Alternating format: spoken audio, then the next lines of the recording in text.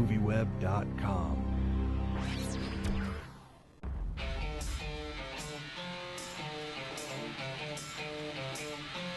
Darling, these chains of love won't set me free.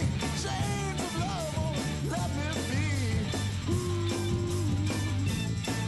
Try to get up in the morning, I just can't make it. You got the spell on me, and I just can't break it. I was curious, was the visual element that we see on screen, was that in Ronald's script, or was that something that you put in there? I think Ron Harwood wrote an excellent script. He wrote a script that had the POV as this main character. And the guy would blink. So I would say he wrote a good script. Did the script change as I worked on the movie? Yes. Would he know how to do what I did? No. Is that why they got me? Probably.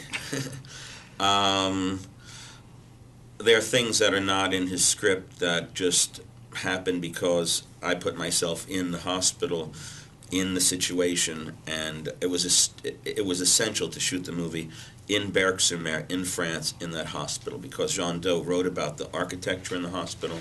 He wrote about that little ghost town that was on the left, and the buildings looking like a toy train set, and you know, the fact is that the tide went out 500 meters every day and came in, and I was looking at that stanchion, and sometimes it was submerged, and sometimes it was like right on the beach, and I said to Janos, I got to stick this guy in the wheelchair in the water. And you know, first of all, you could think, well, maybe I don't like the guy I'm taking care of, so I'm going to just push him down the beach in his wheelchair and leave him there until the tide comes in.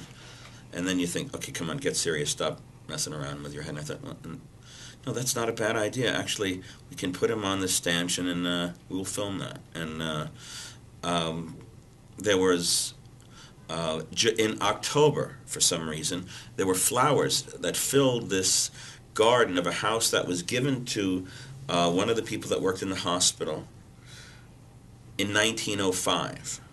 And this man, Dr. Menard, who owned that house, left it to his grandson. Now, the people haven't had the money to really take care of it, so it was like going to Miss Havisham's place. And it was only 100 meters from the hospital, and I had finished shooting 2 weeks early. I needed location, so we went to this house, and this garden was filled with these flowers, and so I could shoot the flowers in there. And there were these x-rays that had been stacked up from 1905 to 1911. I thought, wow, these are the credits. So, you know, I try to go to a place and react to what's happening all the time, and I didn't really know how I was going to shoot it until I was shooting it. But I knew one thing, that, and I had written the script for the book Perfume that was never used, but I thought that Jean-Baptiste Grenouille, the character in the Perfume, could smell all the way to Egypt or to Alaska, and there were things I had written into the script, and when I couldn't make that film, I was able to adapt those things and use them because I thought that Jean-Dominique Bauby could, with his imagination and memory, go anywhere that he wanted to go. So I got to put in whatever I wanted into the film, and that wasn't scripted. The brilliance of seeing the world through his left eye, through the blinking eye, and the blurriness. How did you visualize that in your head and get that on film? How did you get into the mind of the paralyzed man? I mean, was it in the book? Was he describing what he was seeing? No. I mean, he'd say things like, you know, a wan glow announces the break of day. I mean, you hear his words. Those are his words. He said things that were a real key for me. Like one thing he said is, swimming up from the mist of a coma, you don't have the luxury of having your dreams evaporate. And I thought, okay, that means that I could go from one sequence where he's remembering something to a sequence where he's talking about writing something to a sequence where he's having some kind of a dream sequence that's happening, and he doesn't have to return back to reality all the time, because what is reality? Reality is whatever is going on in this guy's head, because it's as if you were crippled from the waist down and you were moving around in a wheelchair. Your upper body mass would become stronger and you'd be using your arms all the time. This guy was using his brain all the time, and so his brain became his backyard, his landscape. And you know, I know a Rinpoche who can actually meditate in his dreams. Now, I can't do that, but he's been practicing a long time to do that, and to have that kind of... This movie obviously is about consciousness, and what is it to be alive? You know, what is it? What is the soul? What is it to be? And you capture that in his POV, and even, you know, we don't ever, even though we show an objective set some moments throughout the film, we always go back to his POV, and when he dies, obviously, we go into his interior life. And when my father died, and his eyes were blinking like that, I thought, I want to see what my dad's seeing, not what I'm seeing. And I'd never seen that on film before, so, you know, I used what I came across in my life and tried to put it in the film. A question about your choices. The 3 films that you've done have been really about these singular characters who've been through these tremendous upheavals. You know, literally their worlds being changed, whether you're Basquiat, whether you're Javier Bardem playing a brilliant role.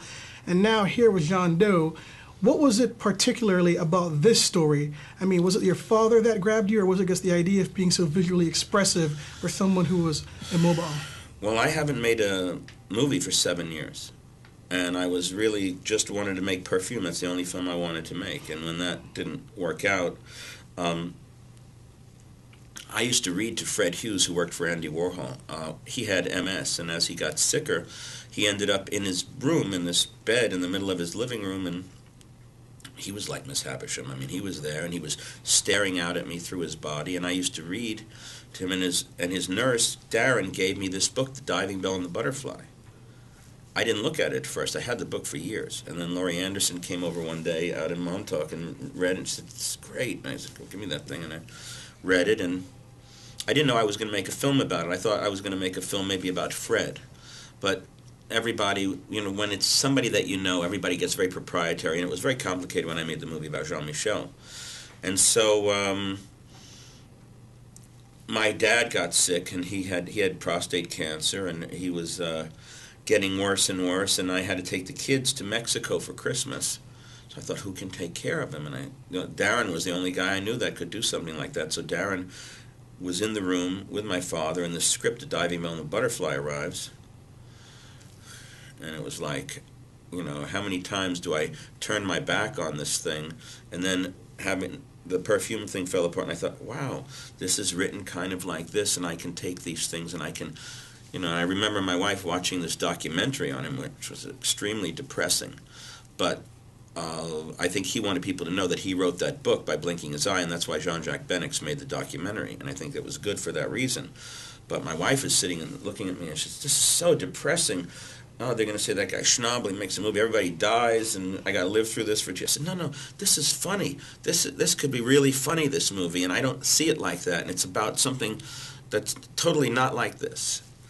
And so she said, okay, you know, and also you get to see her in the movie. She's the actress who's sticking her tongue out and showing him how to swallow.